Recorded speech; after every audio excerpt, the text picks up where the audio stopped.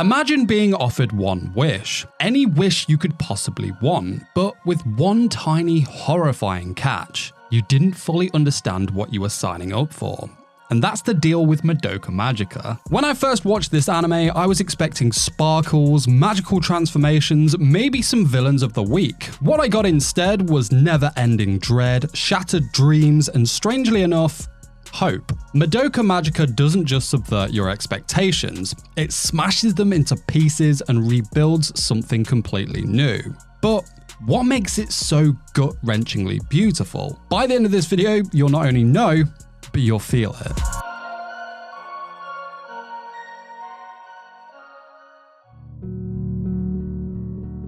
Right from the jump, Madoka Magica leans into the most recognizable magical girl tropes. Sparkly transformations, a cute mascot, and a pastel world that feels safe. You get all the classic signals, the big-eyed sidekick, the talk about saving the world, and the promise of friendship, of course, conquering evil. But this isn't just nostalgia for the sake of it. The team behind the show set out to make everything look as innocent and familiar as possible. Even the marketing was a setup. In interviews, the writer Urobuchi admitted they wanted people to walk in expecting something sweet and harmless, just like the magical girl shows they grew up with. And the early episodes play into this comfort. The city is bright, the characters are excited, and there's this sense that you'll know exactly where things are headed. But if you're paying attention, you'll start to notice little cracks. The soundtrack drops in these haunting, almost otherworldly notes that don't quite fit the cheery vibe. Then of course there's the witch's labyrinths. The art style shifts into something completely surreal and disorientating. The show's basically warning you,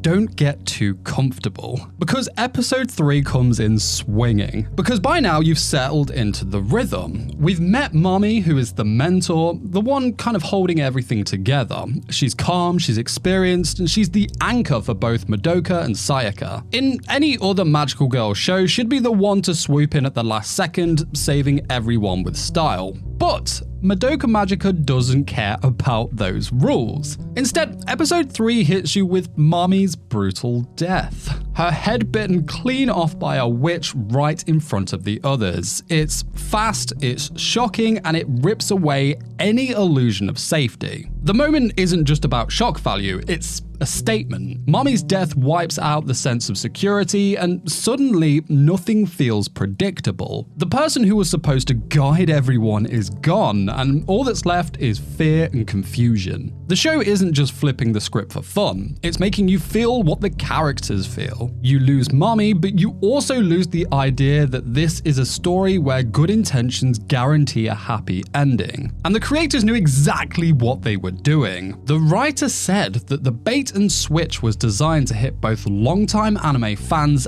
and newcomers. If you loved magical girl shows as a kid, you'd feel the nostalgia, and then the heartbreak when it all falls apart. And if you're new to the genre, this twist still lands because the setup is so convincing. The whole thing is a trap, and it works because it's built on trust. You trust the show to play fair, and then it doesn't. But the subversion isn't just for the sake of messing with you. The show uses the broken tropes to hit harder emotionally. After Mami's death, every choice the characters make feels heavier. The pastel colors and cheerful dialogue starts to feel fragile, like you're just waiting for the next bad thing to happen. The music and the bizarre witch labyrinths keep reminding you that there's something way darker lurking under the surface. It's not just about pulling the rug out, it's about making you feel the uncertainty the characters are living through. And this is where the show really starts to focus on what happens when the rules you thought you knew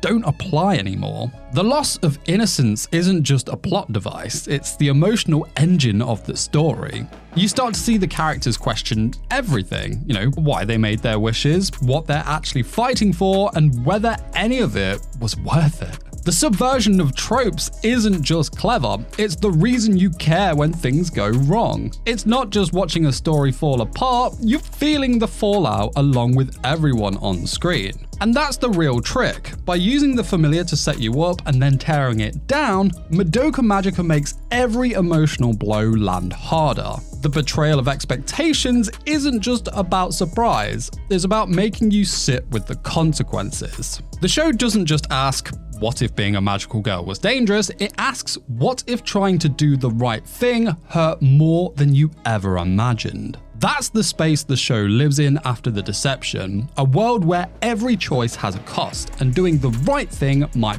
break you. But the real nightmare is only just the beginning. This is where Madoka Magica really grabs you by the throat. The emotional core, the parts where every choice feels like it stings way more than it should. The show isn't just about fighting witches or making wishes, it's about the pain that comes with growing up, about realizing that every single thing you want comes with a cost you never saw coming. That's the real magic trick here. It takes the classic magical girl deal, make a wish, save the world, get a cool outfit, and it turns it into a metaphor for that moment in your life when you realize nothing is free. So with that being said, let's talk about Sayaka, because her story is one that really messes you up. Sayaka's wish is textbook selfless. She wants to heal Kyosuke's hands so he can play the violin again. She's not asking for anything for herself. She just wants to see the person she cares about happy and maybe end up with him in the future, Saying that, the show doesn't let her have a happy ending. Instead, we watch Sayaka fall deeper and deeper and deeper into darkness. Sayaka doesn't just lose Kyosuke in all of this, she loses her sense of self. Her soul gem corrupts completely and she transforms into a witch herself. Her story is strong and impactful because the gut punch of it all is that even the most selfless wish can turn into a curse, and the world doesn't care how pure your heart is. Then we've got Kyoko. She's the flip side of this coin. Her wish was to bring back the crowds to her father's sermons, hoping to save her family from falling apart. At first, it sounds clever.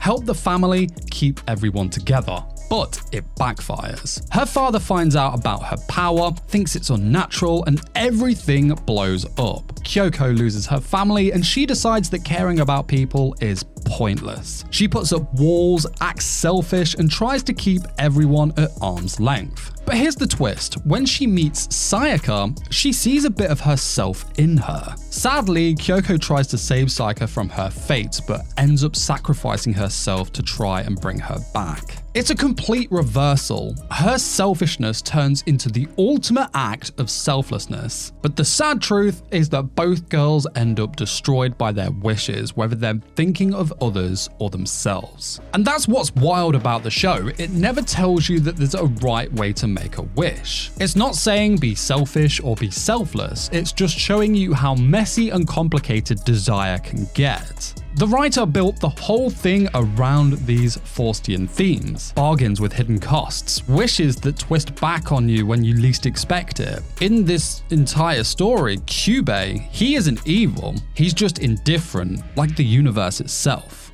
He offers the deal, but he doesn't care what it does to you. That's the real horror. The system doesn't care about your feelings, only about the energy it gets when you fall apart. If we look back at Mami's story, this adds another layer to this. Her wish was simple. She wanted to survive a car accident. She gets her life, but at what price? Well, her family's gone and she ends up alone, clinging to the role of a mentor just to feel like she matters. And of course, just as she starts to find this real connection with Madoka and Sayaka, it's ripped away in an instant. Mami's got a really strong story all about nostalgia and regret, surviving but not really living. It asks whether being stuck in the past is any better than falling into despair. And then now, of course, we've got Homura Akemi. Well, she makes her wish to save Madoka, and then she's stuck in a loop, reliving the same month over and over, sacrificing her own happiness and sanity just to try and fix things. Homura's love for Madoka is intense, but it turns into obsession, and every attempt she makes just seems to make things worse. She's trapped by her own desire to protect protect someone, and it's heartbreaking to watch her hope turn into frustration and then of course despair.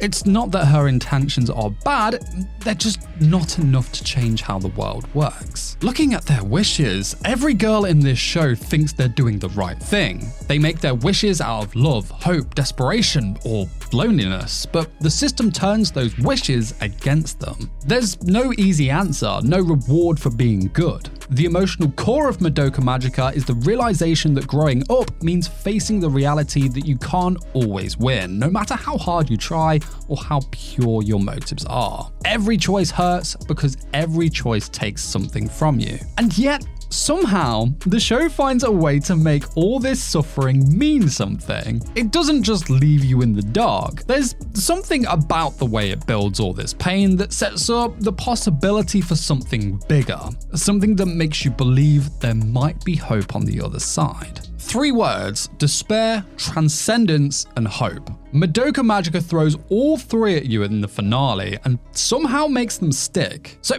Madoka's cosmic wish in episode 12 isn't just a dramatic gesture, it's a total rewrite of the universe's rules. She wishes to erase all witches before they're born, creating the law of cycles, a new system where magical girls never have to become the very monsters they once fought. This isn't some loophole or technicality, it's Madoka looking straight at the endless cycle of hope turning into despair and deciding, nah, not on my watch. But this move of course doesn't come out of nowhere. The show takes its time dragging you through the mud. The witch labyrinths aren't just weird backdrops, they're basically depression made visible. Every magical girl's story is a slow motion collapse, with hope always curdling into something ugly. The big twist that magical girls become witches when their soul gems blacken lands like a punch to the gut. All those wishes, all that effort, and it always ends the same way. By the time Madoka steps up, you're convinced that hope is just a setup for disappointment. So when Madoka makes her wish, it's not about dodging pain or pretending everything's fine. She literally asks to take on all the despair herself, so no other magical girl has to. She doesn't erase the suffering, but she transforms what comes after.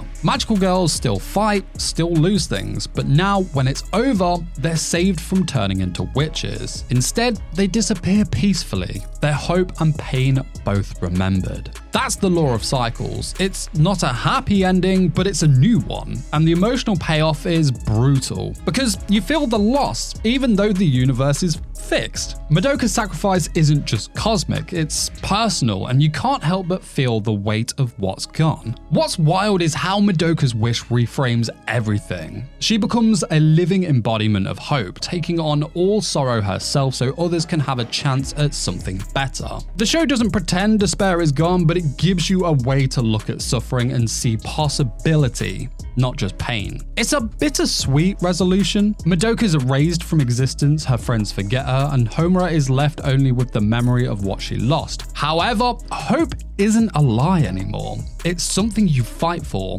even when it hurts. The emotional punches in this show land because you watched every character lose something real. Sayaka's sacrifice, Kyoko's reversal, Mami's loneliness, Homura's endless struggles, they all matter even if the world forgets. Madoka's wish doesn't erase their pain, but it makes sure it meant something. That's the difference. The show says, yeah, suffering is real, but so is the chance to make it count. And that's what sticks with you. The series doesn't just want you to watch despair, it wants you to understand how hope can survive it. It's not about pretending the darkness isn't there, it's about finding a way to create something beautiful even when everything hurts. And when you look at Madoka Magica as a whole, it's not just the big twist or the dark tone that hits you, it's how every piece fits together. Kyubei's contracts lure the girls in with promise, Mami's death shatters any sense of safety, and Sayaka's breakdown and transformation show how even the purest wish can destroy you. But then Madoka's wish flips the script, turning all the suffering into a shot at salvation for every magical girl after her. Madoka's sacrifice isn't just sad, it's what gives everyone else a chance at something better. That's the message. Meaning comes from what you do for others, not just what you survive. And while you wait for the next video to drop, why not check out this video on the screen now that YouTube thinks that you'll absolutely love and enjoy. I hope you do. I'll see you over there. Till then, take care. Peace, peace.